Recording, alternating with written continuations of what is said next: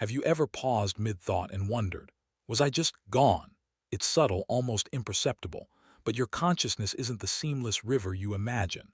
It's more like a flickering candle, constantly guttering out and reigniting. Your brain edits reality like a film director, cutting out the boring bits so the story feels smooth. When your eyes dart from one point to another, a movement called a saccade, your vision actually blanks out for 20 to 200 milliseconds. But you never notice. Why? Because your mind fills the gap with a best guess, stitching the before and after into one continuous scene. Even during waking hours, your awareness dips, micro-sleeps so brief they escape memory, moments when your brain simply drops the feed to conserve energy or process information. What you experience isn't the raw footage of reality. It's a curated highlight reel, assembled in real time, designed not for truth but for coherence. You don't live in the present. You live in a reconstruction of it, smooth, seamless, and utterly convincing. And that's the illusion. Not that you're conscious, but that you're conscious all the time. Right now, something feels urgent, maybe a mistake you made, a word you wish you hadn't said, or a look someone gave you. It looms large in your mind as if the whole world is watching. But here's the quiet truth. Nobody else is paying attention. Not really. Everyone is trapped inside their own spotlight, blinded by the glare of their own concerns. This is the spotlight illusion, the brain's tendency to magnify what's in your immediate focus, making it feel central to everyone else's reality. That awkward moment in the meeting. To you, it's a defining failure. To everyone else, it's background noise, already forgotten as they worry about their own lunches, deadlines, or inner monologues. Your inner world feels universal because it's all you have direct access to. But the moment you step outside yourself, even in imagination, you realize everyone is living their own drama and you're barely a supporting character in theirs. The spotlight isn't on you. It never was. It's just the lens through which you see your own story. Look around. The walls aren't moving. The floor feels solid. The world appears calm, still, dependable. But this stillness is a masterpiece of deception. Right now, you're standing on a sphere spinning at over 1,000 miles per hour. That sphere is hurtling around the sun at 67,000 miles per hour.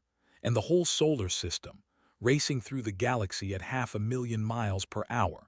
You're on a cosmic roller coaster, and your brain has turned off the motion sensors. Why? Because if you truly felt all that movement, you'd be dizzy, nauseated, overwhelmed. So your mind constructs an island of stillness in the storm of motion. It filters out the hum of planetary rotation, the silent lurch of orbital velocity, the galactic drift. You don't perceive acceleration unless it changes, so constant motion becomes invisible. This stability isn't real. It's a necessary fiction, a quiet agreement between your senses and your survival. The world isn't still. You're just wired to believe it is. So you can walk without falling, think without vertigo, live without panic. That red apple on your kitchen counter, it's not red, not really. In fact, nothing in the universe has color. Color doesn't live in objects, it lives in you. What you call red is your brain's interpretation of light waves bouncing off the apple's surface. Those waves have no hue, no tone, no quality beyond wavelength and frequency. But when they hit your retina, your visual cortex paints a story. Warm, vibrant, red. And here, the unsettling part. You have no way of knowing if your red is the same as anyone else. Maybe your neighbor sees what you'd call blue when they look at that apple, but they've been taught to call it red their whole life. There's no way to compare inner experiences directly. Color is a private language, spoken only inside your skull. The world outside is grayscale data, just physics humming in the dark. Color is the mind's translation, not a feature of reality, but a feeling your brain invented to help you navigate it. You don't see the world as it is. You see the world as your nervous system decides to dream it. You decide to lift your hand. It feels like a choice, yours, deliberate, free. But neuroscience tells a different story. In experiments, brain activity linked to a simple decision, like pressing a button, lights up seconds before you consciously feel you've decided. Your brain moves first. Awareness follows. That sense of "I chose this." It arrives like a postcard from a journey already underway. This is the free will paradox. You feel like the author of your actions, but you might only be the narrator, reading a script your unconscious mind wrote long ago.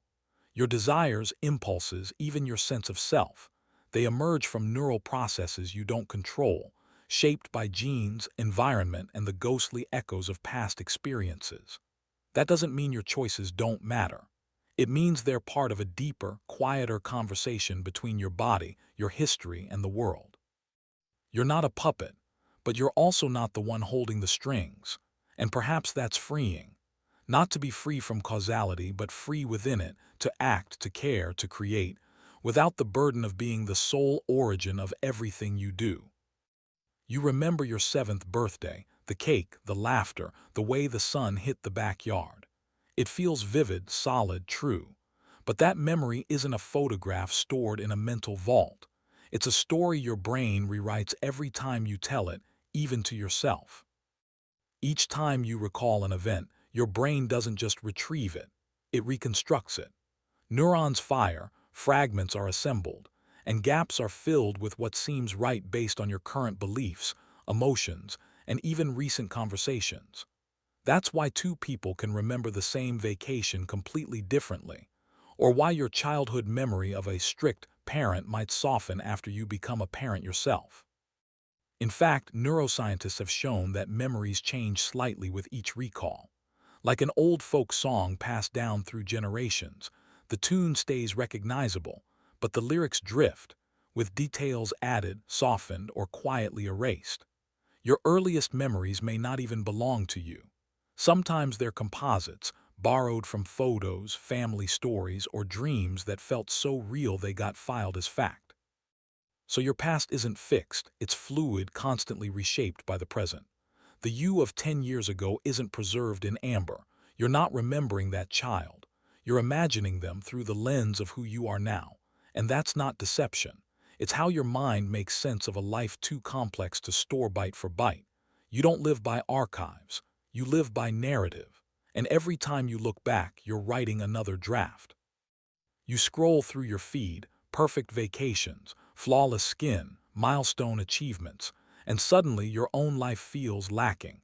But here, what your brain isn't showing you, you're comparing your raw, unedited life, the messy mornings, the private doubts, the silent struggles, to everyone else's greatest hits. This isn't vanity, it's biology.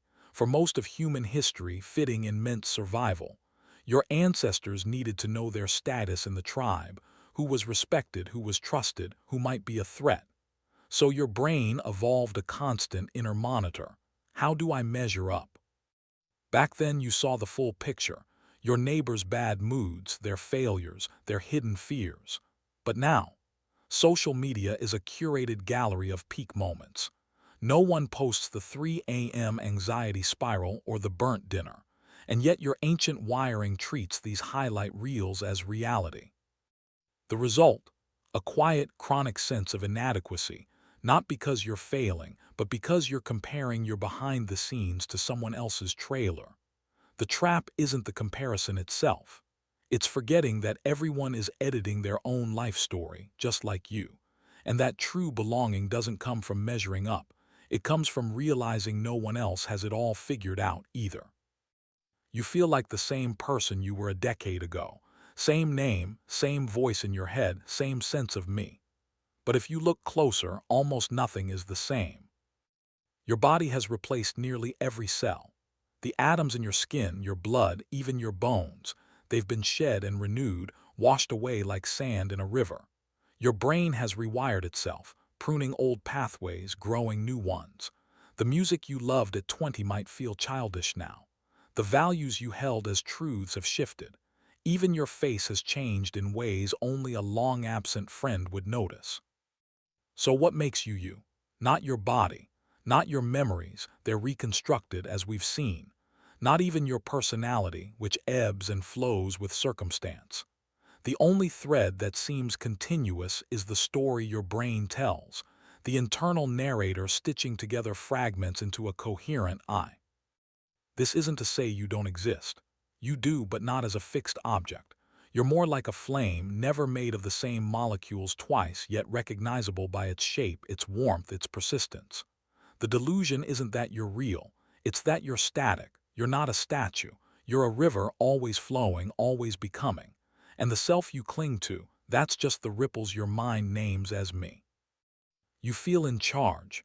You chose your outfit. You decided to speak up. You planned your day.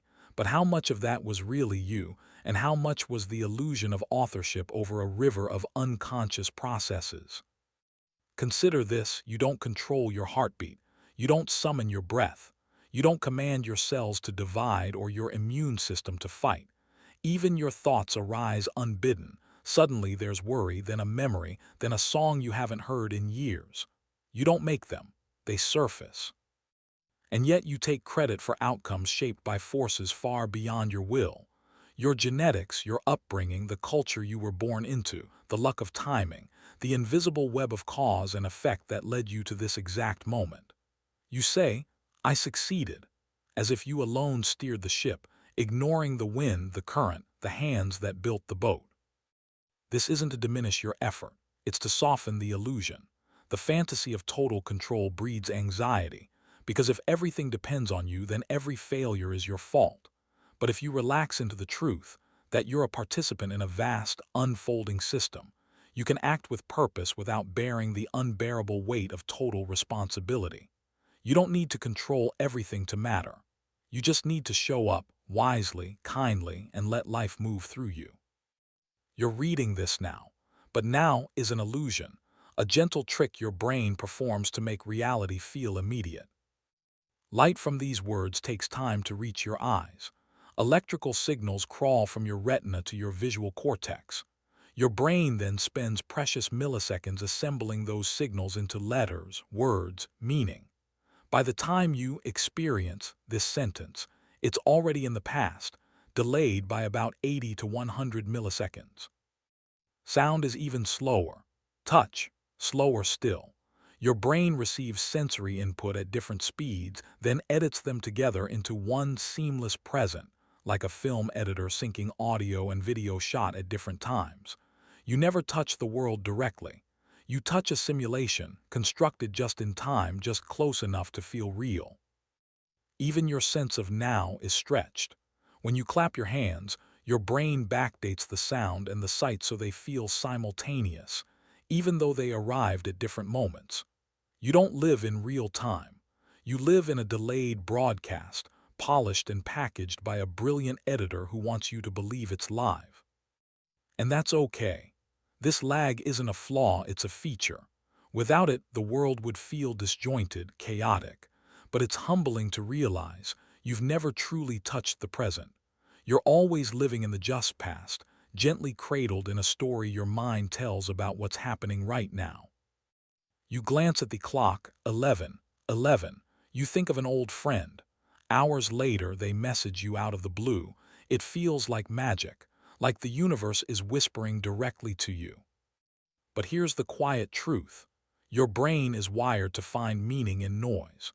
This is the significance illusion, the automatic tendency to assign cosmic weight to random coincidences, simply because they stand out against the background hum of ordinary life. Every day you experience thousands of events, thoughts, sensations, interactions, sounds, glances. By sheer probability, some of them will align in ways that feel uncanny. Think of it like this. If you flip a coin 1,000 times, you're almost guaranteed to get a run of 5 heads in a row. That sequence isn't mystical, it's math. But your mind, hungry for narrative, sees it as a sign. This isn't a flaw, it's evolution. For your ancestors, mistaking a rustle in the grass for a predator was safer than assuming it was the wind. Better to see a pattern that isn't there than to miss one that is. That same wiring now turns parking space luck, dream premonitions, or song lyrics that fit your mood into evidence of fate. Philosophers have long warned against this. David Hume called it the constant conjunction fallacy, the belief that because two things happen together, one must cause the other.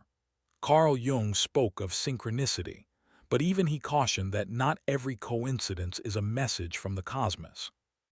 The danger isn't wonder. Wonder is sacred. The danger is mistaking randomness for revelation, and in doing so, outsourcing your agency to invisible forces. But there's also freedom in seeing through the illusion. When you realize that most signs are just the mind stitching meaning onto chaos, you reclaim the right to choose what matters. You don't need the universe to validate your choices. You can create significance from within, through intention, action, and care. So the next time a coincidence feels like destiny, pause, smile at the beauty of it, but ask gently, is this meaning I'm receiving or meaning I'm making? Because the most profound magic isn't in the stars aligning. It's in your willingness to find purpose in a world that offers none on its own. You lie awake at 3 a.m., convinced no one has ever felt this way, this precise mix of longing, doubt, and quiet despair. Your thoughts feel secret, your pain original, your insight rare. But here's the quiet comfort. You are not alone, not even close. This is the uniqueness bias, the brain's quiet insistence that your inner world is singular, when in truth, it's part of a vast, shared human river. Every emotion you've ever had, every existential question, every shameful thought has been felt by billions before you. You are not the first to fall in love and feel shattered, not the first to question your purpose in a grocery aisle, not the first to stand on a quiet street at night and wonder, is this it? This illusion persists because your experience is subjective. You live inside one mind, one body, one lifetime. So your pain feels absolute, your joy unparalleled. But step outside yourself, even in imagination, and you realize we are all whispering the same questions into the dark, just with different words.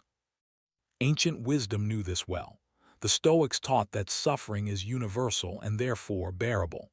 The Buddhists speak of dukkha, the inherent unsatisfactoriness of life, not as a personal curse but as a shared condition. Even modern therapy rests on this truth. You are not broken. You are human. The uniqueness bias isn't vanity. It's isolation masquerading as specialness. And it has a cost. It makes you feel like no one can understand you, so you stop reaching out. You suffer in silence, believing your experience is too strange to share. But the moment you say, I feel like no one gets this, and someone replies, me too, that's when the illusion cracks. You don't need to be unique to matter. You matter because you're part of the whole. Your pain is valid not because it's rare, but because it's real, and because it connects you to everyone else who's ever loved, lost, hoped, or doubted. So the next time you feel alone in your thoughts, remember, you're not a solitary island. You're a wave in an ocean of feeling, and that's not ordinary, it's sacred. Childhood summers stretched for eternity, days felt endless. Now years blur, birthdays arrive like uninvited guests, faster each time. This isn't nostalgia, it's mathematics wearing the mask of memory. This is the time perception distortion, the way your brain measures time not in seconds but in proportions. When you were 5, a year was 20% of your entire life. It loomed large, a vast landscape of firsts. First day of school, first bike ride, first storm you weren't afraid of. But at 50, a year is just 2%, a sliver, a blink, a footnote. Your mind doesn't track absolute duration. It tracks novelty. Childhood is packed with new experiences, each one carving deep neural pathways, making time feel expansive. Adulthood, by contrast, runs on routine. Same commute, same tasks, same worries. When nothing stands out, your brain compresses the timeline. Philosophers have long wrestled with this. St. Augustine wrote that time exists only in the mind, past as memory, future as anticipation, present as attention. Modern neuroscience confirms it. Time isn't a river flowing evenly. It's a construct shaped by attention, emotion, and memory density. The irony, you can't slow time, but you can thicken it. Introduce novelty, take a different route, learn a new skill, sit in silence and notice the light. These moments create memory anchors, stretching your sense of duration. But more importantly, the distortion is a quiet reminder. Life is finite and its pace is accelerating, not to induce panic, but to invite presence. You can't reclaim childhood's endless summers, but you can stop sleepwalking through the present. Because the only time you truly have is this breath, this heartbeat, this now, however fleeting it seems. And in that now, time doesn't need to be long to be deep. You snap at a loved one, then spend hours crafting reasons why they deserved it. You buy something on impulse, then tell yourself it was practical. You choose a path, then build a whole philosophy to justify it. This isn't dishonesty. It's your brain's rationalization engine, the quiet after-the-fact storyteller that turns instinct into ideology. Neuroscience shows that your unconscious mind makes decisions before your conscious awareness kicks in. You act first. Then your conscious mind, your narrator, scrambles to explain why. This isn't a bug, it's a feature. Your brain prefers a coherent story over cognitive dissonance, so it edits reality to fit your self-image. Philosophers have long suspected this. Nietzsche wrote that reason is the slave of the passions. The Stoics warned against self-deception, urging rigorous self-examination to see your motives clearly. Modern psychology calls it confabulation, the creation of plausible but false explanations for behavior. The cost? You mistake your justifications for truth. You defend choices you barely made. You believe your life is driven by logic when much of it runs on habit, emotion, and hidden bias. But awareness is the antidote. When you notice yourself building a case for a decision you've already made, pause. Ask, did I choose this because it's right, or because I already did it? True wisdom isn't in having perfect reasons. It's in admitting when your reasons are retrofitted.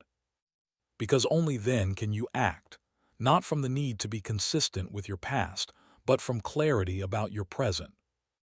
You stayed in a toxic relationship for years. You defended a job you hated. You clung to a dream that brought only pain. And when someone asked why, you said, "Because I've put too much into it to walk away." This isn't loyalty. It's effort justification, the brain's automatic inflation of value to match the effort you've invested. Cognitive dissonance theory explains it. When your actions don't match your beliefs, your mind reduces the discomfort by changing the belief. So if you've struggled for something, your brain convinces you it must be worth it, even if it's not. This is why hazing rituals bond people. The pain makes the group feel more valuable. Why gamblers keep betting. Each loss makes the next win feel more deserved. Why you wear that uncomfortable shirt you bought on sale. You've already spent the money, so you must like it. Philosophers warn against this trap. Seneca wrote that our attachment to things is proportional to the trouble they cost us. The Stoics practiced voluntary discomfort, not to suffer, but to break the illusion that effort equals worth. The truth, value isn't created by struggle. It's revealed by clarity. A bad relationship doesn't become good because you endured it. A wasted opportunity doesn't gain meaning because you chased it. The courage isn't in staying. It's in walking away and accepting that your effort wasn't wasted. It was tuition. You learned, and that's enough. So the next time you're clinging to something because of what you've invested, ask, if I hadn't spent a single minute on this, would I start today? If the answer is no, then let go, not as failure but as wisdom. You've probably never questioned where you end and the world begins. After all, it seems obvious. Your skin is the border, your breath stays inside your lungs, your thoughts stay in your head. But what if that boundary is more like a dotted line on a map, convenient for navigation, but not real in any absolute sense? Consider this. With every breath, you inhale oxygen that once swirled through ancient forests, passed through the lungs of strangers, and drifted across oceans. That oxygen becomes part of your blood, fuels your cells, and helps your neurons fire. The water you drink today may have once quenched the thirst of a Roman soldier or fallen as rain on a prehistoric fern. The food you eat, its carbon, nitrogen, and minerals, are borrowed from the earth, temporarily housed in your body before returning to the soil. Even your thoughts aren't entirely your own. Language, ideas, cultural norms, they all flow into you from the outside, shaping how you see the world before you ever had a chance to choose. You didn't invent the concept of time, justice, or even self. You inherited them. So where really is the edge of you? Is it your skin? But your skin sheds 30,000 cells every minute. Is it your DNA? But your genome is shared with bananas, mice, and every other living thing in varying degrees. Even your consciousness, your sense of I, is shaped by mirrors. The way others see you, the stories you tell about yourself, the silence between your thoughts. Ancient wisdom traditions saw this clearly.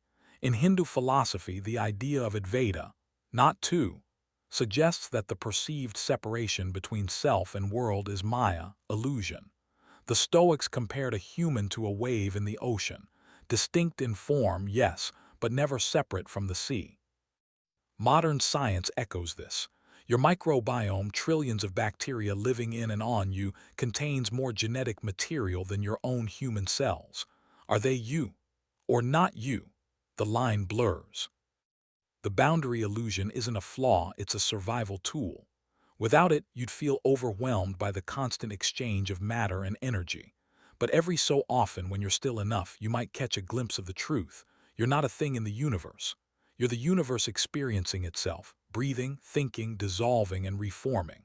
You are less an island and more a current in a river that never stops flowing. And that's not lonely.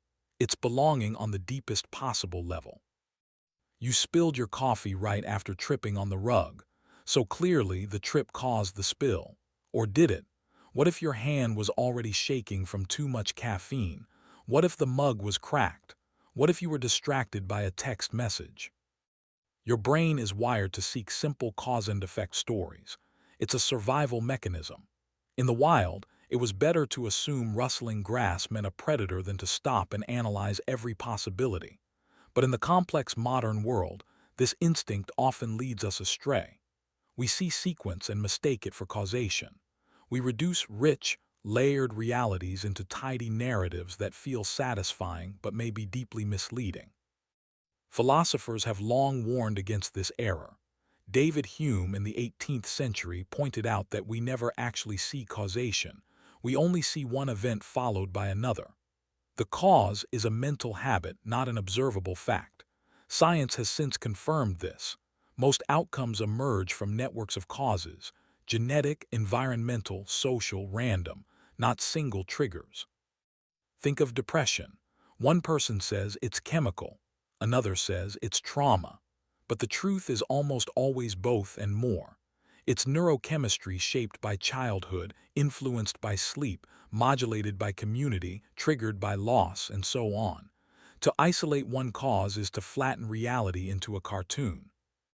Even in everyday life, we fall into this trap. I failed because I'm not smart enough. But what if the test was poorly designed? What if you were sleep-deprived? What if the topic just didn't align with how your mind works? Your brain prefers the simple story, I am flawed. It feels definitive, but it's rarely true. The danger of the causation confusion isn't just inaccuracy, it's blame. When we believe in single causes, we blame individuals for systemic problems. We say, you're poor because you're lazy, ignoring historical inequality, education gaps, or economic shifts. We say, they're angry because they're irrational, ignoring pain, fear, or unmet needs. But when we embrace complexity, something healing happens. We stop reducing people to their worst moments.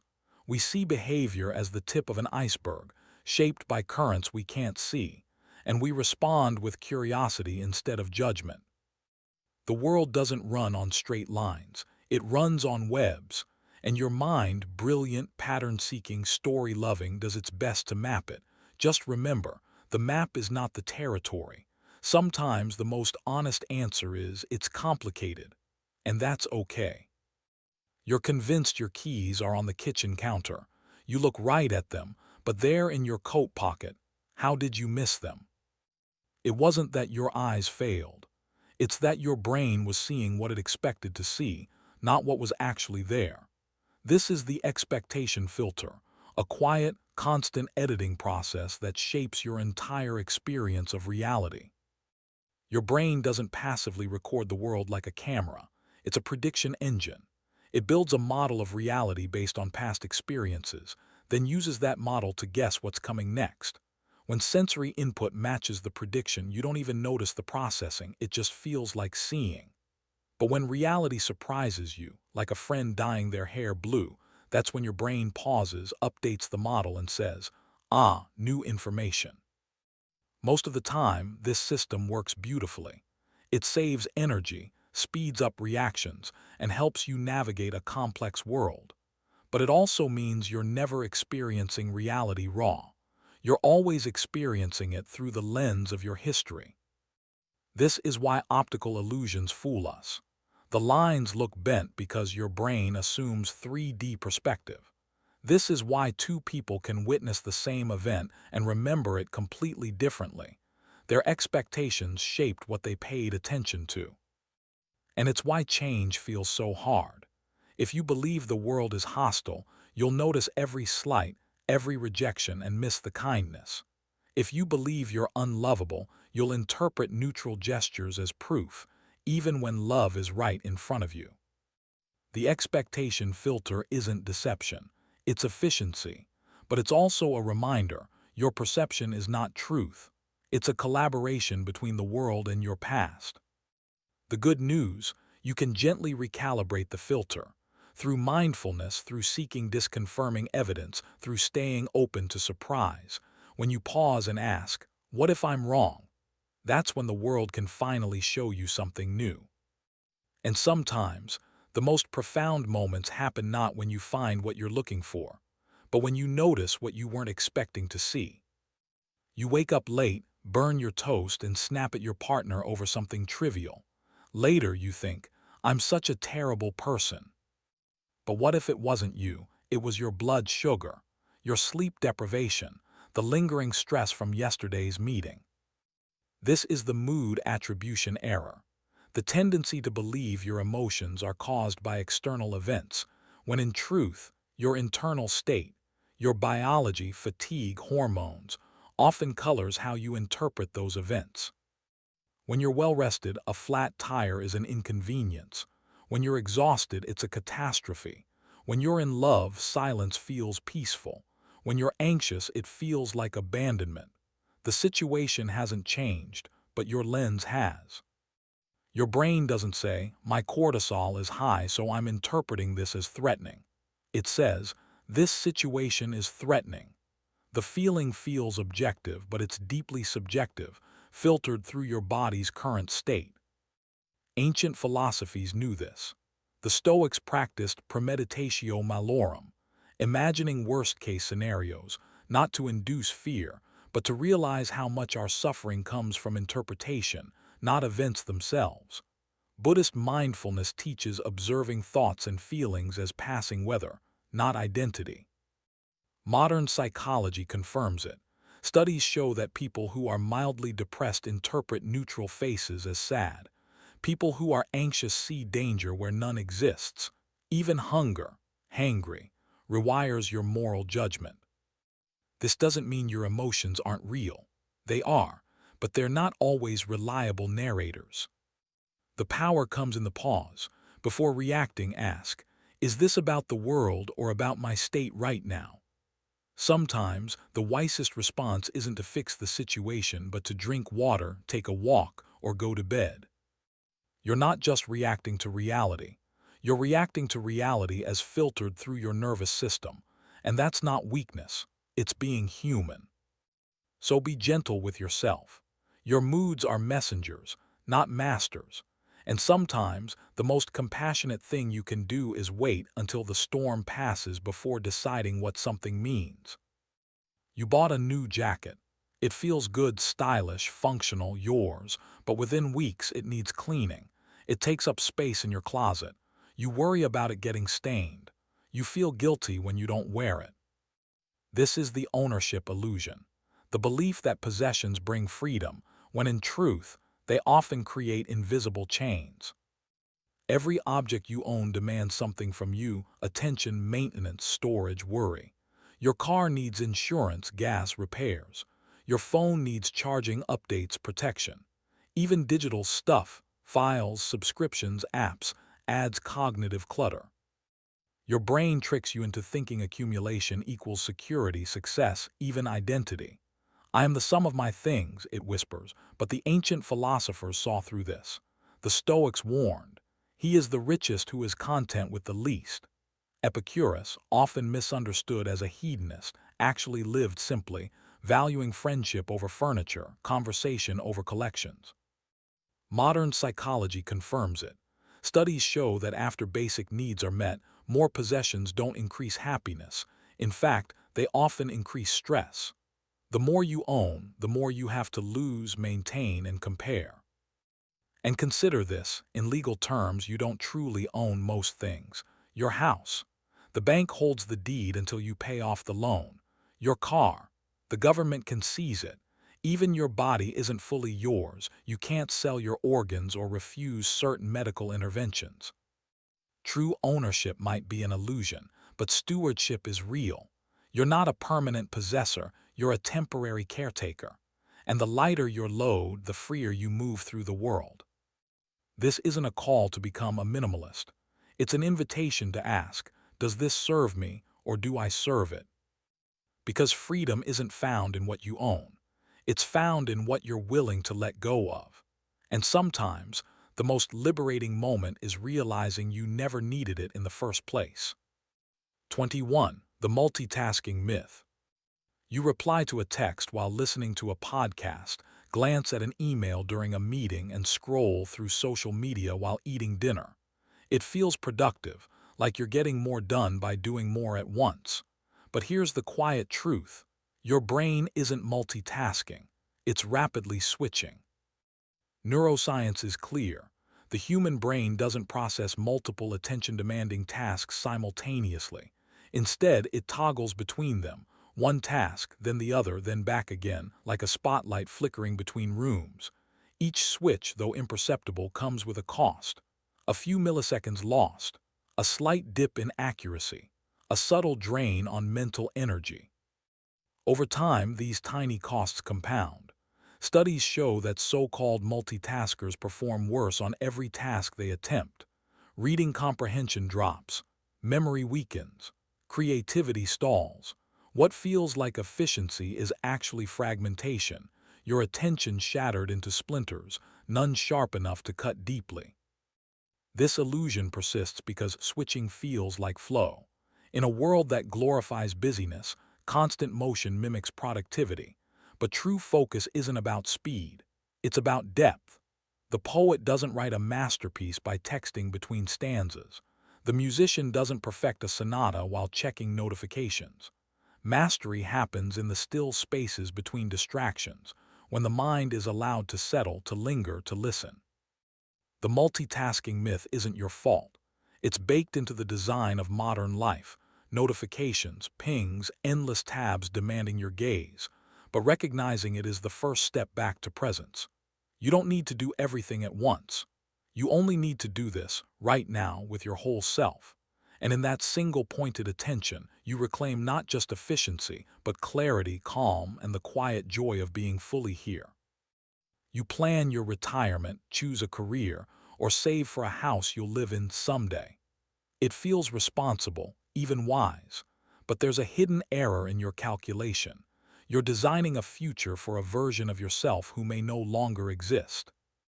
Your brain imagines the future by projecting your current desires, fears, and values onto an unknown horizon. If you love coffee now, you assume you'll want it at 80. If you crave stability today, you plan a life that avoids risk, even though your 60-year-old self might long for adventure. This is the future projection fallacy, the belief that the you of today will still be in charge tomorrow. But we are not static. We evolve. The music you adore now may sound trivial in a decade. The ambition that drives you might soften into contentment. Even your core values can shift after loss, love, or simply the quiet accumulation of years. Philosophers have long warned against this illusion. The ancient Greeks spoke of panta rhei, everything flows. The Buddha taught that clinging to a fixed self is the root of suffering. Modern psychology confirms it. We consistently overestimate how much will stay the same. This doesn't mean planning is pointless. It means planning should be flexible, less like carving a statue and more like tending a garden. Leave room for the person you'll become. Build systems that allow for redirection. And above all, remember, the future self you're serving isn't a clone of you.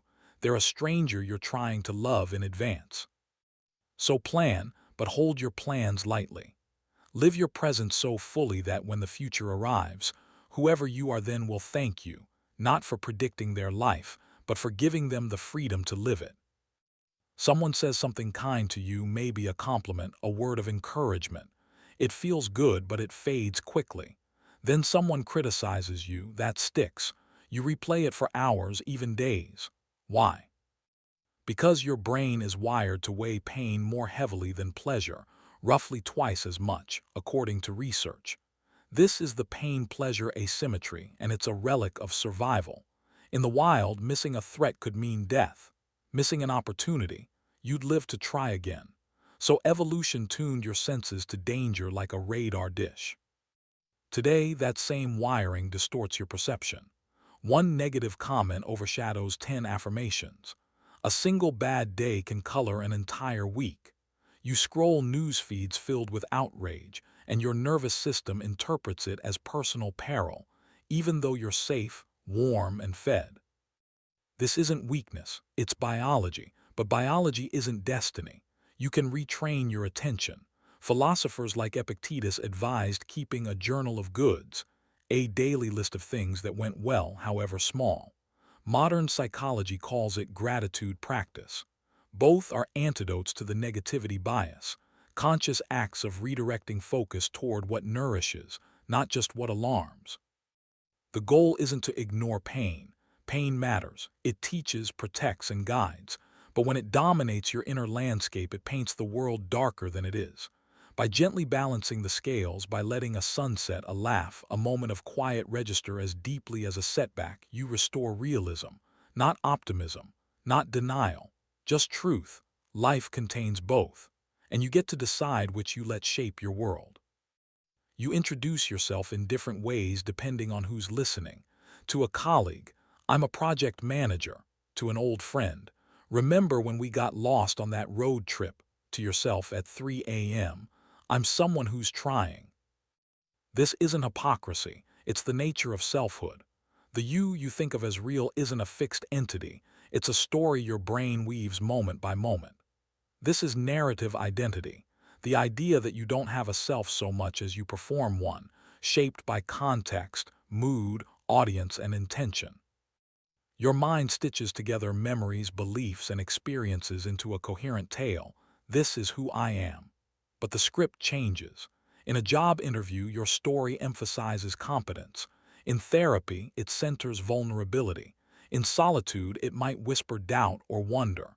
None of these selves is false, but none is complete either. Ancient wisdom saw this clearly. The Buddhist concept of anatta, no self, doesn't deny your existence. It denies that you are a single, unchanging core. You're more like a river, always flowing, always becoming, with no one drop claiming to be the whole. This can be unsettling at first. If there's no fixed me, what's real? But it's also liberating. You're not trapped by past versions of yourself. You can rewrite the story, not through fantasy but through choice, showing up differently, aligning actions with values, allowing contradiction without collapse. You are not one self. You are many. And that's not fragmentation. It's humanity. The wisdom lies in knowing which self to call forward and when to let the story rest, if only for a moment, in silence. You can't sleep because that work email remains unanswered. You're distracted during dinner because you didn't finish folding the laundry. Your mind keeps circling back to the book you started but haven't closed. This isn't just forgetfulness. It's your brain's obsession with incompletion, a deep-seated drive known as the completion compulsion. Psychology calls it the Zeigarnik effect. Unfinished tasks stay active in your working memory, humming in the background like software running in the background of your mind. Why? Because for your ancestors, an uncompleted task, like a half-built shelter or an unsecured food store, could mean death. So your brain evolved to prioritize open loops over closed ones. Completion equals safety. Incompletion equals threat. Today, that same mechanism creates subtle but constant anxiety. You remember the conversation you didn't finish more vividly than the one you did. You feel mental clutter not from what you've done, but from what you haven't. The solution isn't to finish everything, that's impossible. It's to close the loop, write down the task, schedule it, say out loud, "I'll deal with this tomorrow." That simple act signals to your brain it's handled. The mental file can be shelved. Philosophers like Marcus Aurelius practiced evening reflection, not to judge the day, but to release it. Did I do what mattered? Then rest. Incompletion weighs more than completion, not because the world demands it, but because your nervous system was built in a world of urgency. Now you can choose differently. Not every thread needs tying. Some can be cut. And in that release you reclaim something precious, mental space, not for more doing but for peace. You stay in a job you hate because you've already spent 5 years climbing the ladder. You keep watching a boring movie because you're already halfway through. You hold on to a failing relationship because of all the birthdays, vacations, and late-night talks you've shared. This isn't loyalty. It's the sunk cost fallacy, an unconscious bias that makes your brain cling to past investments, even when they're dragging you away from what you truly want. The logic feels persuasive. I've already put in so much, I can't walk away now. But here, the quiet truth: time, money, and energy you've already spent are gone. They cannot be recovered no matter what you do next. They are sunk. And continuing to invest based on what's already lost is like pouring water into a cracked cup because you've already filled it once. This illusion persists because your brain hates waste. Evolutionarily, wasting resources could mean death. So your mind tries to justify past choices by doubling down, hoping that more effort will redeem the earlier loss. But that hope is often a trap. It keeps you stuck in situations that no longer serve you, not because they're good, but because you're trying to prove they were worth it. Philosophers have long warned against this kind of backward-looking reasoning. The Stoics practiced amor fati, love of fate, but not as a reason to stay chained to poor decisions. They advocated for clarity. What is within my control now? Not what you gave yesterday, but what you can choose today. Letting go isn't failure, it's wisdom. It's the courage to say, this path isn't right for me anymore, even if it means admitting that your earlier choices led you here. And that's okay. Every great journey includes wrong turns. The art isn't in never straying, it's in knowing when to turn back. So ask yourself gently, am I staying because this is where I want to be, or because I'm afraid my past self will feel wasted? The answer might just free you to begin again, unburdened. A car alarm blares outside your window, and your nerves fray. Meanwhile, a flood devastates a distant country, and you scroll past the headline without feeling much at all. This isn't indifference, it's proximity bias. Your brain is wired to care more about what's near you in space and in time. A problem down the street feels urgent. One across the ocean feels abstract. A headache tomorrow looms larger than climate collapse in 50 years. This made perfect sense for your ancestors.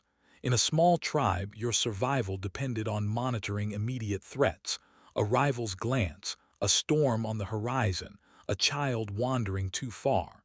You didn't need to worry about strangers hundreds of miles away. They weren't part of your world.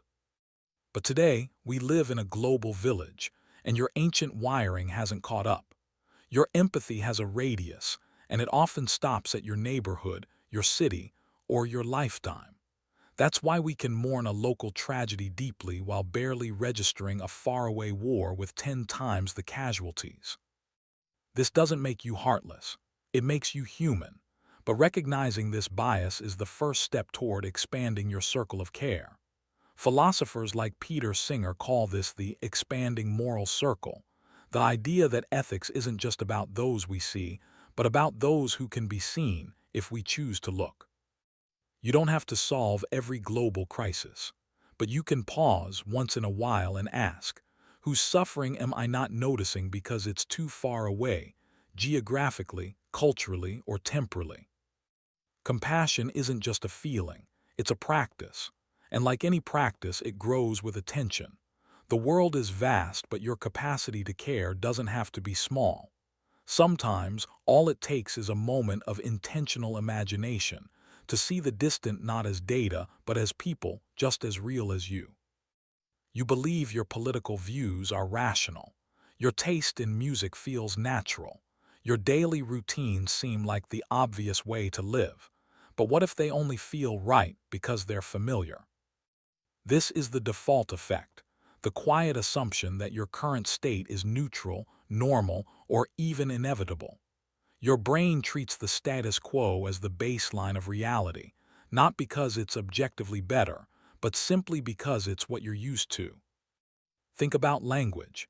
If you grew up speaking English, it probably feels normal to you, grammar, word order, even sounds.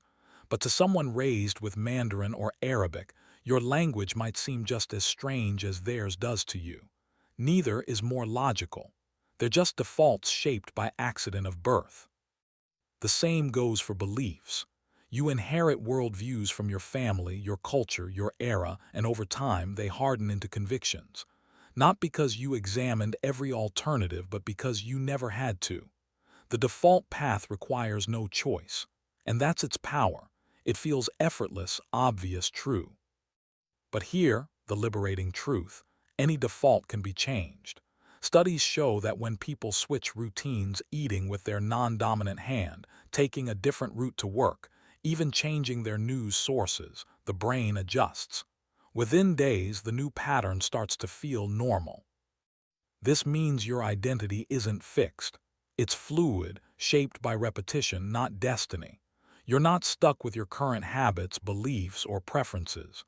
You're simply living inside the software you've installed, and you can update it. The Stoics knew this.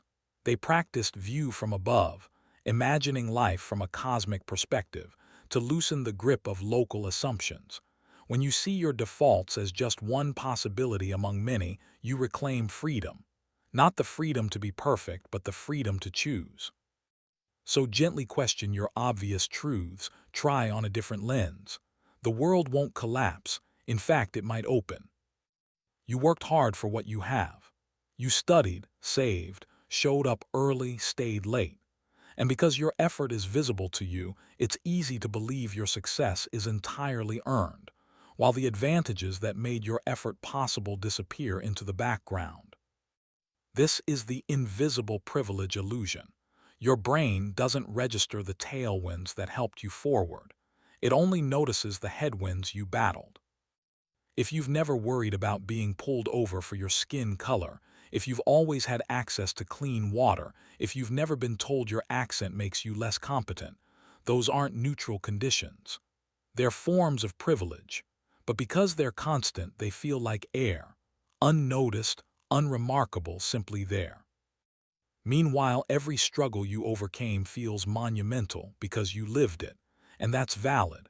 Your effort matters, but effort alone doesn't explain outcomes. Two people can work equally hard, one born into stability, the other into systemic barriers, and arrive at vastly different places. Privilege isn't about guilt, it's about awareness. As philosopher Kate Mann puts it, privilege is like gravity. You don't feel it pulling you up, but others feel its absence holding them down. The hardest part, you can't see your own privilege directly. It's like the back of your head, you need a mirror. That mirror might be a conversation, a book, a moment of honest reflection. And when you start to see it, don't retreat into defensiveness. Lean in with humility. Ask, what challenges have I never had to face? Whose struggles have I mistaken for laziness or bad choices? Recognizing privilege doesn't diminish your achievements. It deepens your understanding. And from that understanding, compassion and justice can grow. You look out the window and feel like you see the whole scene in rich, vivid detail. But here's the quiet revelation. Only a tiny circle in the center of your vision, about the size of your thumbnail at arm's length, is actually in focus. Everything else, the trees to the side, the sky above, the sidewalk below, is rendered by your brain as a kind of educated guess. This is the resolution illusion, the belief that your visual field is uniformly sharp, when in truth, it's a small spotlight of clarity surrounded by a halo of prediction. Your eyes constantly dart in rapid movements called saccades, snapping high-resolution snapshots of what matters. Then your brain stitches them together into a seamless panorama. It fills in the gaps using memory, expectation, and pattern recognition, so you never notice the blur. This isn't a flaw, it's efficiency. Processing every pixel of your visual field in real time would overwhelm your brain, so it gives you enough detail to navigate and the rest is simulated. But the implication is profound. You don't see the world as it is. You see a highly curated model of it, a best guess, updated in real time. And that model is shaped by what you care about. If you're looking for your keys, your brain sharpens door handles and countertops. If you're walking through a forest, it prioritizes paths and shadows. This extends beyond vision. Your attention works the same way. You're only ever fully present to a sliver of your experience. The rest is background hum, filled in by habit and assumption. So when you feel certain about what you see, remember, you're not a camera. You're a storyteller, painting reality with a brush of limited resolution and infinite inference. And that's not deception. It's adaptation. But every so often when you slow down, you might catch a glimpse of the edges, the places where the world is blurrier, stranger, and more mysterious than your brain lets on. And in that blur, there's room for wonder. You hear thunder and wonder if the gods are angry. You lose your job and ask, why is this happening to me? You notice a pattern in the clouds and see a face. This isn't coincidence. It's your brain's meaning-making compulsion, an ancient, automatic drive to impose order on chaos, narrative on noise, and purpose on randomness. In a world of uncertainty, your mind refuses to say, I don't know. Instead, it fills the silence with story. For most of human history, this was survival. If rustling grass might mean a predator, it's safer to assume it does. Better to see a face in the leaves than miss a rival in the brush. But this same instinct now fuels far more than caution. It gives rise to religions, myths, conspiracy theories, and superstitions, not because people are irrational, but because the human mind is wired to seek cause, agency, and meaning, even where none exists. Philosophers have long observed this tendency. David Hume noted that we mistake habit for law. Just because the sun rose every morning doesn't prove it will tomorrow, but we act as if it must, because the alternative is too unsettling. Carl Jung called this the collective unconscious, a shared well of symbols and archetypes that shapes how we interpret experience. Modern psychology confirms it.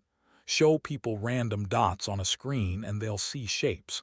Give them ambiguous events and they'll craft explanations. This isn't delusion. It's coherence seeking, a cognitive strategy to reduce anxiety in an unpredictable world. But here's the quiet insight. Meaning isn't discovered, it's constructed. The universe doesn't whisper purpose into your ear. You whisper it back to the universe. And that's not weakness, it's creativity. The danger lies not in making meaning, but in forgetting you made it. When you mistake your story for reality, you stop questioning, stop wondering, stop growing. But when you hold your narratives lightly, aware that they're maps, not territories, you reclaim freedom. You can say, this is the story I'm telling myself to make sense of things. And in that moment, you open space for a new story, or even for silence. After all, sometimes the most profound wisdom isn't in the explanation, but in the willingness to sit with the mystery. You've probably met someone who speaks with absolute certainty about a topic they barely understand. Maybe it was you once. We've all been there. This is the confidence-competence gap, a paradox of learning. The less you know, the more confident you feel. The more you learn, the more you realize how much you don't know. Psychologists call this the Dunning-Kruger effect. Beginners lack the very knowledge needed to recognize their ignorance. They don't know what they don't know, so they assume mastery. But as expertise grows, so does awareness of complexity, nuance, and uncertainty. Experts don't speak in absolutes. They say, "It depends," or "We're still learning." This isn't humility as a virtue. It's humility as a byproduct of depth. Ancient philosophers knew this well. Socrates famously said, "I know that I know nothing." He didn't mean he was empty of knowledge. He meant he understood the limits of human certainty. The more he questioned, the more he saw the edges of his own understanding. In contrast, dogma thrives in the shallow end. Where answers are simple, enemies are clear, and doubt is weakness. But wisdom lives in the deep, where answers are provisional and questions are sacred. This gap explains why online debates are so loud and so unproductive. Those with the least knowledge often speak with the most conviction. Those with the most tend to stay quiet, not out of fear, but out of respect for the complexity. So the next time you feel utterly sure about something, pause. Ask gently, what might I be missing? True confidence isn't the absence of doubt. It's the courage to stand in uncertainty and keep learning anyway. You imagine winning the lottery, freedom, travel, peace. Or you picture losing your job, shame, panic, ruin. You're certain these events will reshape your happiness forever. But studies show you're almost certainly wrong. This is the emotional forecasting error, the consistent failure of your brain to predict how you'll feel in the future. You overestimate both the intensity and duration of emotional reactions. You think joy will last forever, pain will never fade. But in truth, you return to your emotional baseline far faster than you expect. Why? Because your mind is a powerful adapter. It rationalizes setbacks, finds silver linings, and recalibrates expectations. You might lose a relationship and feel shattered. Yet within months, you're making jokes again, noticing beauty, even feeling gratitude for what you've learned. Similarly, that dream promotion. It brings a burst of pride, then new stress, new expectations, and soon it's just your new normal. Philosophers like the Stoics understood this long before science confirmed it. Epictetus taught that it's not events that disturb us, but our judgments about them. And those judgments shift, with time, with perspective, with the quiet resilience of the human spirit. The irony, the things you think will make you happy, more money, more likes, more control, rarely do. Meanwhile, the things you overlook, quiet mornings, deep conversations, moments of presence, often hold the real joy. So when you're anxious about the future or longing for a different life, remember, your forecast is flawed. Not because you're foolish, but because your brain can't simulate the full richness of lived experience. And that's okay. Let the future surprise you. You're more resilient than you think. You open an app just for a second, and suddenly an hour has passed. You didn't plan to scroll. You didn't choose to watch that video. Yet here you are, drained, distracted, and strangely empty. This isn't laziness, it's design. You've fallen into the attention economy trap, a system where your focus is not yours to keep, but a resource to be extracted, packaged, and sold.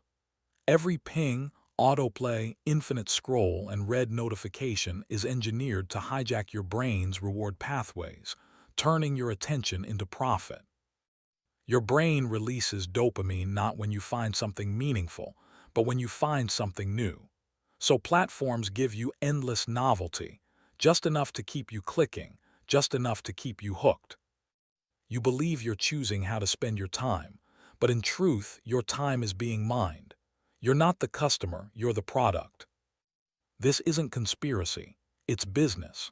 As former tech insiders have admitted, we're building products to make you feel bad so you'll keep coming back. But the deeper cost isn't just lost minutes. It's the erosion of your inner life. When your attention is constantly fragmented, you lose the capacity for deep thought, sustained presence, and quiet reflection, the very soil where wisdom grows. The Stoics warned against being carried away by externals. Today, those externals come in the form of algorithms trained to exploit your psychology. The antidote isn't total withdrawal, it's awareness. Ask, is this serving me or harvesting me? And sometimes the most radical act is to close the screen, sit in silence, and reclaim the one thing no one can sell, your undivided attention. You get a raise, a new car, a perfect vacation. For a moment joy blooms, but soon it fades. The car becomes routine. The vacation is just a memory. The raise is spent and new desires arise. This is the hedonic treadmill, the brain's relentless recalibration of happiness. No matter what you gain or lose, you adapt. You return to a baseline. It's not that joy is an illusion. It's that it's fleeting. Your nervous system doesn't reward you for having, it rewards you for wanting. So the moment a desire is fulfilled, a new one takes its place. This isn't a flaw, it's evolution. If you stayed euphoric after every success, you'd stop striving. If you stayed crushed by every loss, you'd stop trying. The treadmill keeps you moving. But it also makes permanent happiness nearly impossible through external means alone. Ancient philosophies saw this clearly. The Stoics taught that tranquility comes not from getting what you want, but from wanting only what you can control. Epicurus argued that true pleasure isn't in luxury, but in freedom from craving. Modern psychology agrees. The happiest people aren't those with the most, but those who practice gratitude, presence, and connection, things that don't fade with familiarity. So instead of chasing the next milestone, try this. Pause, breathe. Feel the weight of your body, the sound of your breath, the light on your skin. Not because it's extraordinary, but because it's here now and already enough. The treadmill never stops, but you can step off for just a moment and remember that peace isn't ahead, it's underneath. You know you'll die. You've heard it, read it, maybe even said it, but your brain doesn't truly believe it. Intellectually, death is a fact. Emotionally, it's a fiction. You act as if time is infinite, as if there will always be a later for those dreams you keep postponing, those conversations you avoid, those risks you refuse to take. You scroll, you wait, you delay, not because you're lazy, but because your mind quietly assumes you're immortal. This is mortality denial, the brain's quiet refusal to internalize its own finitude. It's not denial in the dramatic sense. It's subtler, quieter, a background hum of assumed continuity.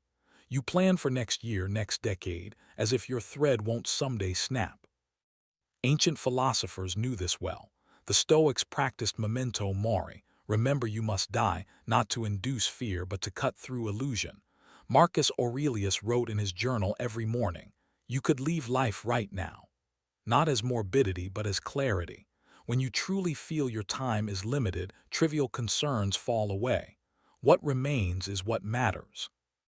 Modern psychology confirms it. When people are reminded of death, even subtly, they shift priorities. They seek meaning, connection, legacy. But because our culture avoids the topic, we drift in a fog of false permanence. The irony, denying death doesn't protect you, it wastes you.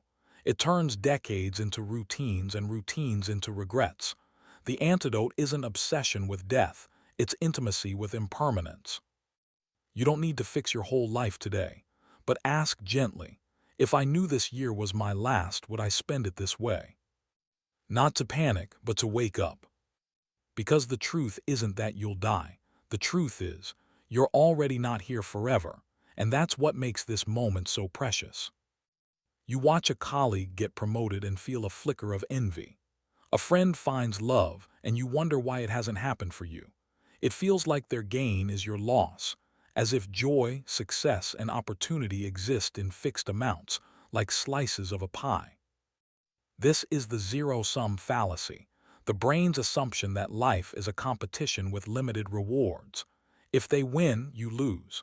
If they shine, you dim. But reality isn't zero-sum. Joy multiplies. Ideas spark more ideas. Love invites more love. Your friend's happiness doesn't drain yours. It enriches the shared atmosphere of human experience. In fact, most of life is positive sum. Cooperation, creativity, and connection create value that didn't exist before. This illusion comes from evolutionary programming. In small tribes with scarce resources, competition was survival. But in a world of abundance, collaboration, and infinite possibility, the same wiring distorts your perception. Philosophers like Adam Smith saw this early. Markets thrive not through domination but through mutual exchange. Modern science echoes it. Ecosystems flourish through symbiosis, not just predation. The cost of the zero-sum mindset isn't just envy, it's isolation. When you see others as threats, you miss allies, mentors, and mirrors. You forget that their success can inspire yours, their joy can amplify yours. So the next time you feel that inner pinch of scarcity, pause. Ask, is this truly finite, or is my brain mistaking abundance for competition? Because the world isn't a pie, it's a garden, and the more you help others grow, the more light there is for everyone. You want to know, you want to be sure about your choices, your future, your beliefs. Certainty feels like safety, like solid ground beneath your feet. But certainty is almost always an illusion. Your brain creates the feeling of certainty not because it's found truth, but because it needs to reduce anxiety. It's a psychological comfort blanket, woven from repetition, bias, and the quiet terror of not knowing. Neuroscience shows that the brain regions activated by "I'm sure" are the same whether you're right or wrong. Certainty is a sensation, not a signal of accuracy. Philosophers have long warned against this trap. Socrates said, "I know that I know nothing." Montaigne wrote essays titled, "What Do I Know?" Not as weakness but as intellectual honesty. The Stoics taught that the only true certainty is your own reasoned judgment in this moment, not outcomes, not other people, not the future. The modern world feeds the craving. Algorithms serve you opinions that confirm your views. News outlets package complexity as simple villains and heroes, but real life resists neat boxes. The most important things, love, meaning, purpose, remain uncertain by nature, and that's not a flaw, it's freedom. Certainty closes doors, uncertainty opens them. So instead of chasing the feeling of being sure, try this. Embrace the courage of not knowing. Say, "I don't know yet," or "This is my best guess." In that humility, you reclaim curiosity, and curiosity is where wisdom begins. You ace a presentation and think, "I worked hard for this." You miss a deadline and think, "My internet crashed. My boss gave me too much. I was exhausted." This isn't dishonesty. It's the self-serving bias, the brain's automatic tendency to credit success to your skill and blame failure on circumstance. It's a protective mechanism. Your ego needs to believe you're competent, capable, in control. So your mind edits the narrative. Victories are earned, defeats are unfair. But this bias distorts reality. It prevents learning. If every success proves you're great and every failure proves the world is rigged, you never see the full picture. You miss how luck, timing, and help from others shaped your wins, and how your choices contributed to your losses. Ancient wisdom warned against this. The Stoics practiced premeditatio malorum, imagining things going wrong, not to be pessimistic, but to stay humble. Epictetus said, "It's not what happens to you, but how you respond." That includes taking honest stock of your role in both triumph and trouble. Modern psychology shows that people who overcome this bias, those who take responsibility for outcomes, good and bad, are more resilient, more adaptable, and ultimately more successful. So after any outcome, ask gently, what did I do well? What could I have done differently? And what was simply out of my hands? Not to punish yourself, but to see clearly. Because growth doesn't happen in the spotlight of praise or the shadow of blame. It happens in the honest middle ground, where you meet yourself without flinching. Right now, you feel exactly as you feel. If you're calm, the world seems steady. If you're heartbroken, the pain feels eternal. Your brain projects this moment endlessly into the future, as if today's emotion is tomorrow's destiny. This is the permanence of now, the illusion that your current state is fixed, unchanging forever. But every feeling passes, every storm clears, every joy mellows. You felt despair before and survived. You felt euphoria and it didn't last. That's not pessimism, it's the rhythm of being human. Buddhist philosophy calls this anicca impermanence. Everything flows, nothing stays. The same truth appears in Stoicism, in poetry, in modern therapy. Emotions are weather, not climate. The danger of this illusion. When you're suffering, you believe it will never end, and you lose hope. When you're happy, you cling tightly, and you create anxiety about losing it. But when you remember impermanence, you soften. You don't suppress joy, you savor it, knowing it's fleeting. You don't drown in sorrow, you hold it, knowing it will shift. So if you're hurting right now, hear this. This will not always feel this way. And if you're at peace, this too is a gift, temporary, precious enough. The permanence you feel is the final illusion, but beneath it lies the quiet truth. You are not your current state. You are the space in which all states arise and pass. And in that space, there is freedom. You've had a feeling you couldn't name, a thought that slipped away because no word could hold it, a moment so rich it overflowed your vocabulary. This isn't a failure of memory. It's the edge of your language prison. Your mind doesn't think in pure ideas. It thinks in words. And the words you know and the grammar that shapes them create the borders of what you can even conceive. If your language has no word for the grief of loving someone you know you'll lose, that emotion might remain a vague ache, not a recognized truth. If your tongue lacks a term for the quiet joy of shared silence, you might mistake it for emptiness. This isn't poetic exaggeration. It's linguistic relativity, the idea that language doesn't just describe reality, it shapes how you experience it. The Inuit languages have dozens of words for snow, not because snow is more complex there, but because their survival depended on seeing distinctions invisible to others. The Himba people of Namibia distinguish shades of green that English speakers lump together, simply because their language carves reality differently. And it's not just about labels. Language structures thought. Languages that place time on a horizontal axis, ahead equals future, behind equals past, lead people to think of time as a line. Others that use vertical metaphors, up equals past, down equals future, create different mental models. You don't just speak your language, you inhabit it. Philosophers have long sensed this. Ludwig Wittgenstein wrote, "The limits of my language mean the limits of my world." He didn't mean you can't feel beyond words. He meant you can't think beyond them, not clearly, not coherently, not in a way you can return to or share. There are whole dimensions of experience, of love, loss, awe, perception, that slip through the cracks of your native tongue. Mystics across traditions speak of truths that vanish the moment they're named. Poets spend lifetimes chasing phrases that almost, but never quite, capture the ineffable. This doesn't mean you're trapped forever. Learning new languages, even fragments, can crack open the walls. Reading poetry, listening to music, sitting in silence, all can gesture toward what words cannot hold. But the quiet truth remains. Your inner world is built from the bricks of your language, and beyond those walls, there are other worlds, other ways of being, other truths shimmering just out of reach, real but unnameable. You are not limited because you're small. You're limited because your language is finite in an infinite universe. And that's not a tragedy. It's an invitation to wonder, to listen, and to hold space for the wordless. You hand someone a piece of paper. They give you groceries. You both act as if the paper has value, though it's just cotton and ink.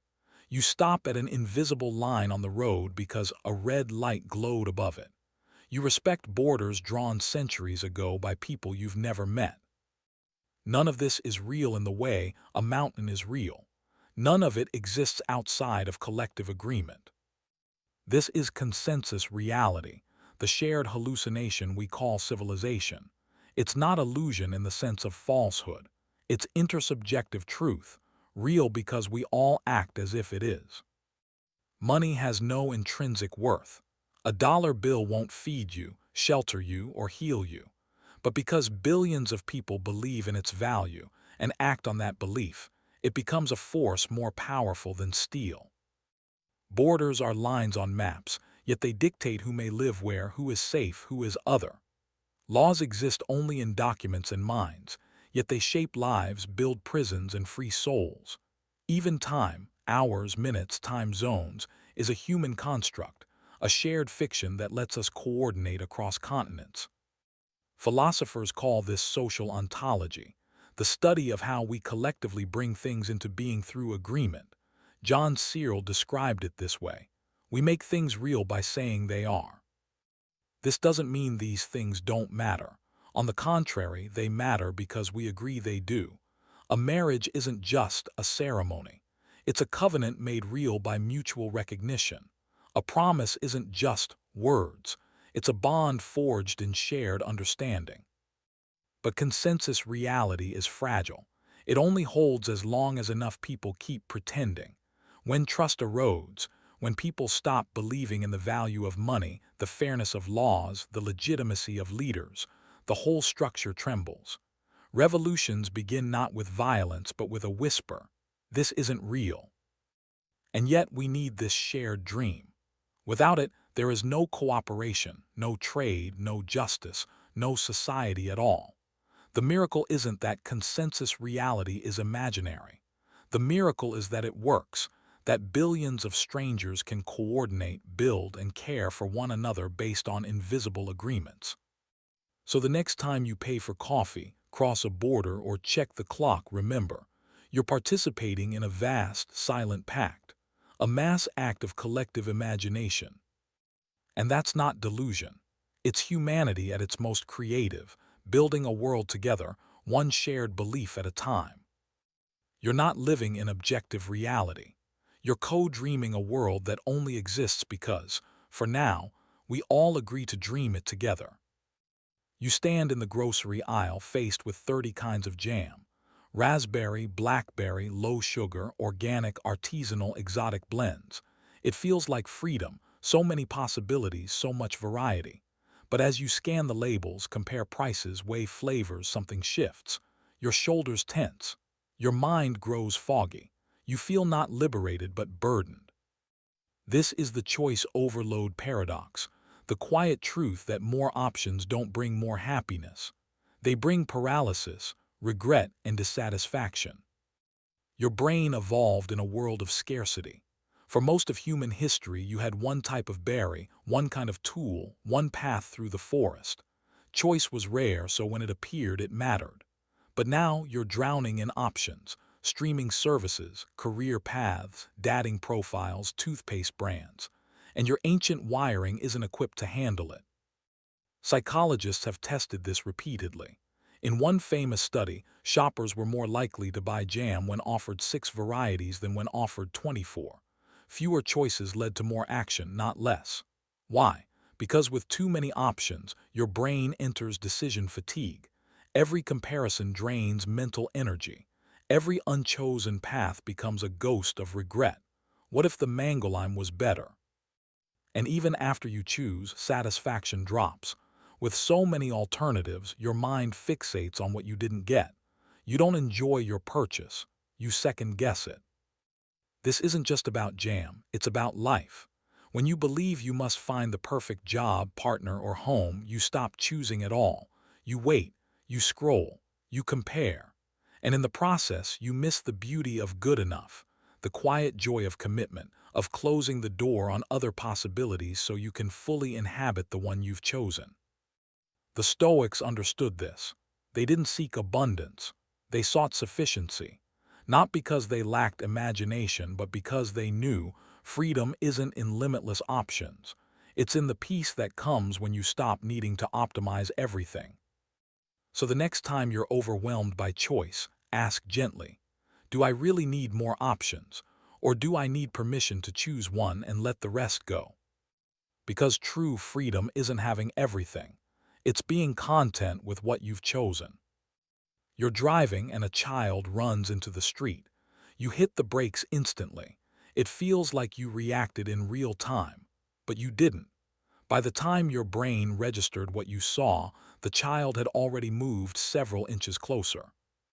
This is the delayed recognition gap, the quiet lag between reality and your awareness of it. Light enters your eyes, signals travel along your optic nerve. Your visual cortex assembles the data. Only then do you see. This takes about 80 milliseconds. For sound, it's longer. For complex decisions, like interpreting a facial expression or choosing a response, it can take up to half a second.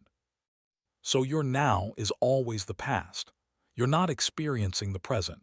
You're experiencing a delayed broadcast, carefully edited by your brain to feel immediate.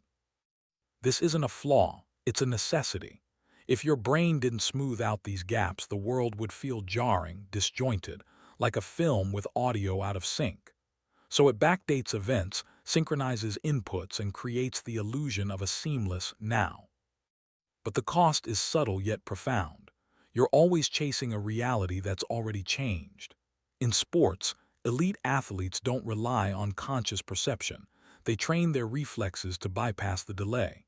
In daily life, you often react to outdated information, a tone of voice that's already softened, a gesture that's already been retracted, a situation that's already evolved. Philosophers have long wrestled with this. Heraclitus said you can't step into the same river twice because the water's moved on and so have you. Your delayed perception is a reminder. Life is flow, not snapshot. And that's okay. You don't need perfect timing to live well. You just need humility.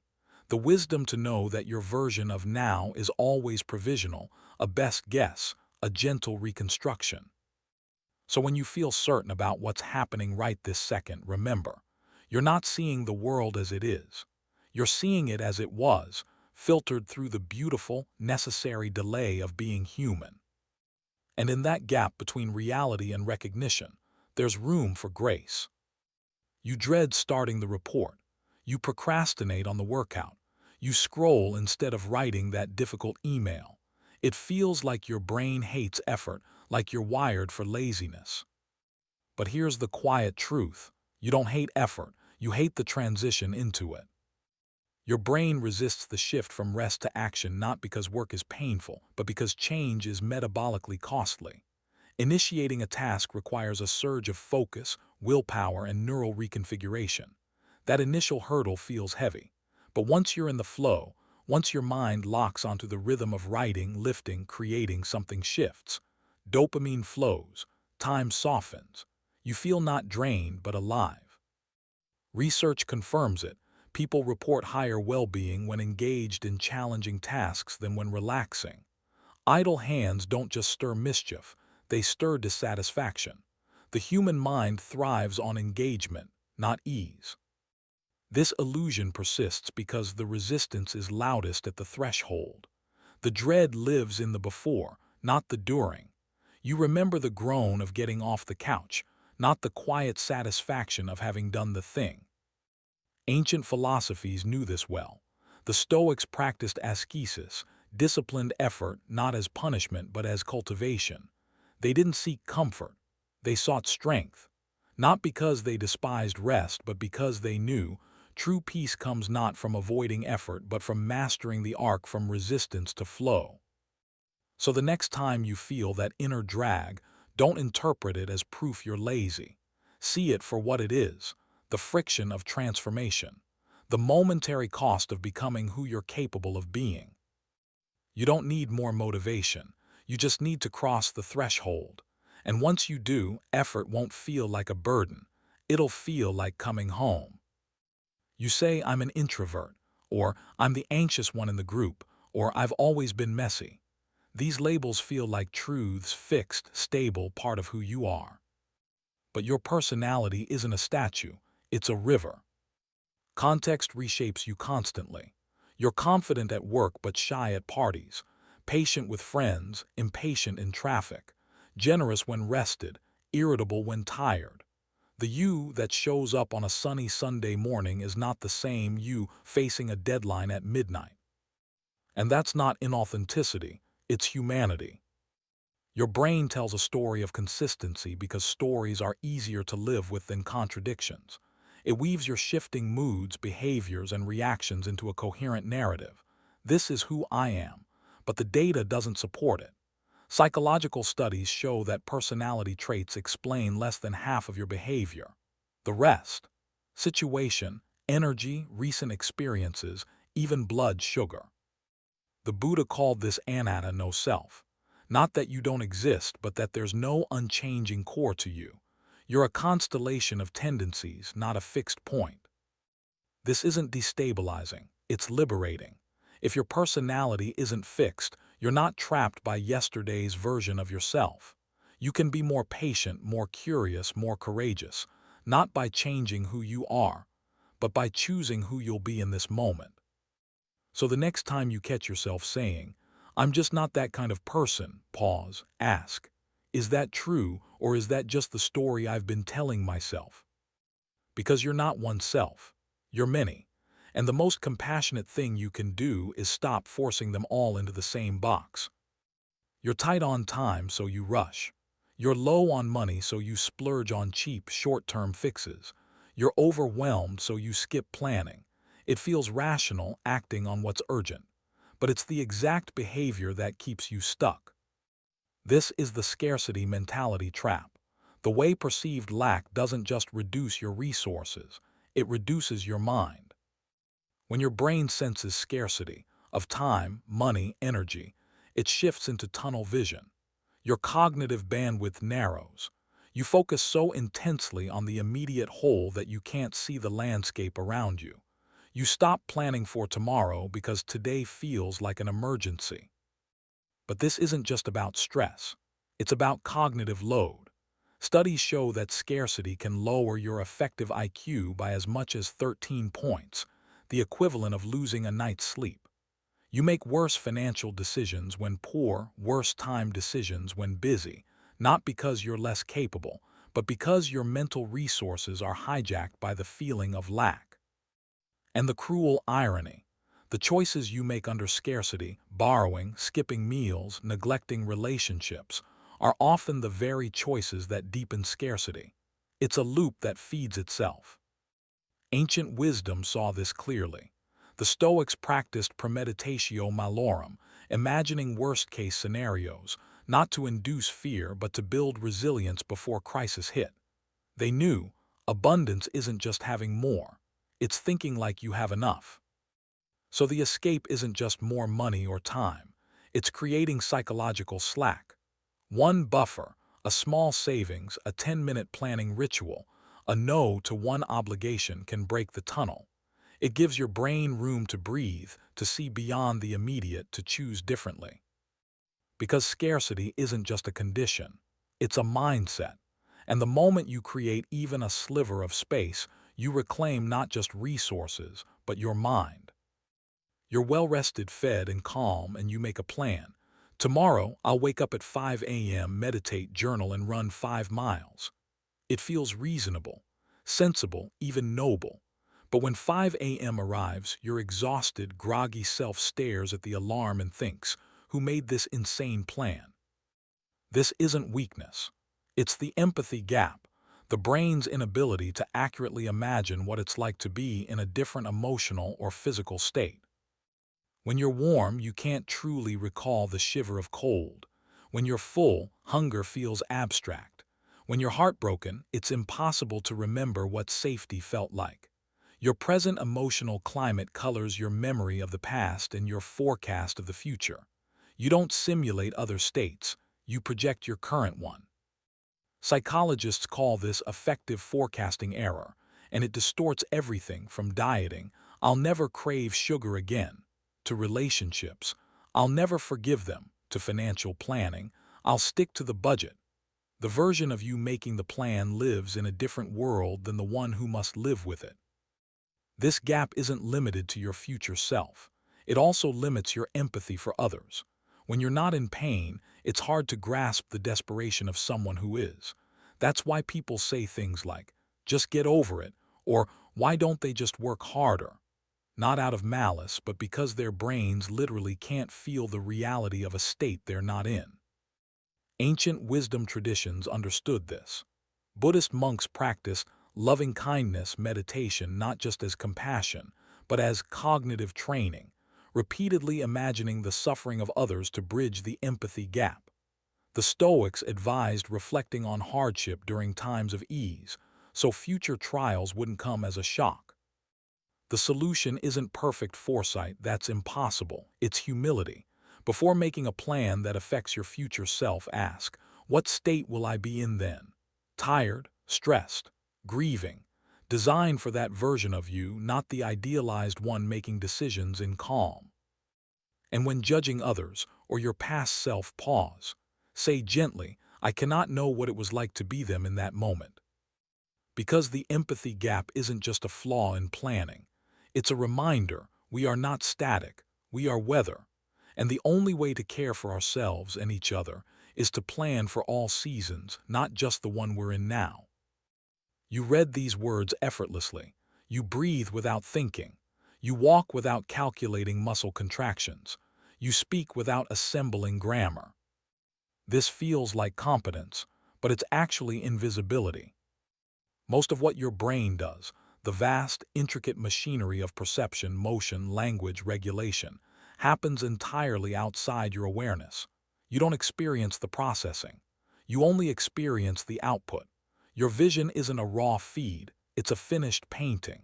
Your speech isn't a grammar engine, it's a sentence that appears fully formed on your tongue. You're not the conductor of this orchestra. You're the audience member who only hears the final note. This is the automation invisibility, the quiet truth that your conscious self is the last to know what your brain is doing.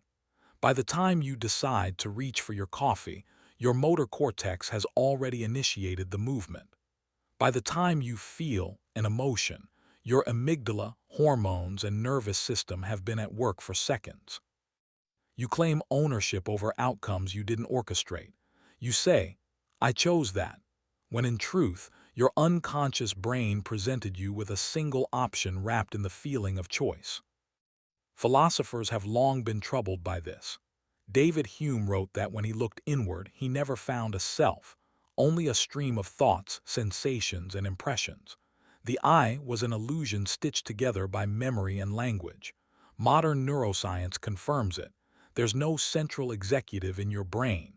There's just a committee of specialized systems, most of which never speak to you. This isn't disempowering. It's liberating. You don't need to micromanage your biology. You don't need to figure out how to walk or see or love. Your brain has been doing it since before you had words. But it does invite humility.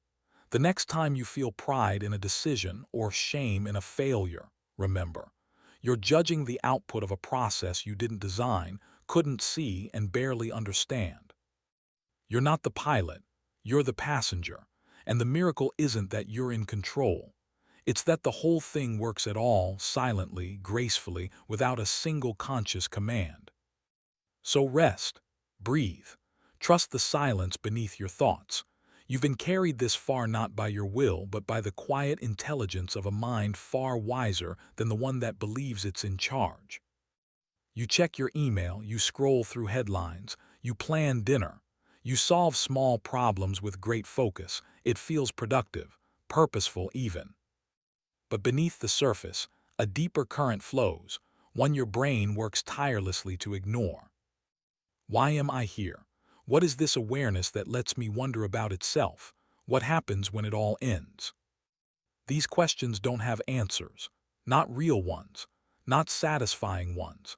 And so your brain, in its kindness, distracts you. It gives you busyness, goals, drama, entertainment, elaborate puzzles to solve so you don't sit with the terrifying mystery of being aware that you're aware.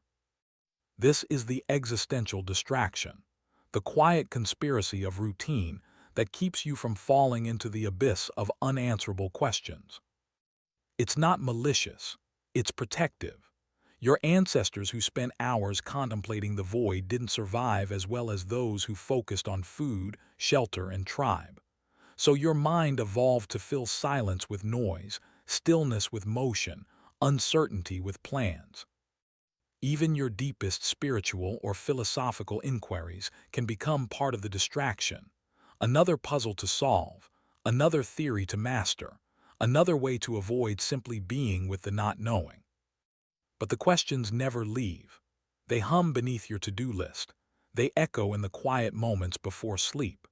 They're why a beautiful sunset or a sudden loss can crack you open, because for a moment the distraction fails and you glimpse the raw, unfiltered strangeness of existence.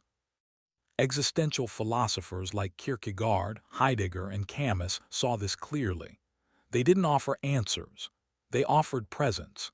Camus imagined Sisyphus, condemned to push a boulder uphill for eternity, and said the real rebellion was to keep pushing while knowing the absurdity of it all. The point isn't to solve the mystery, it's to stop running from it. So the next time you feel the pull of endless busyness, pause. Ask, am I solving something or escaping something? Not to stop living, but to remember, your routines are sacred, not because they answer the big questions, but because they give you a vessel in which to hold them. You don't need to resolve the mystery of consciousness.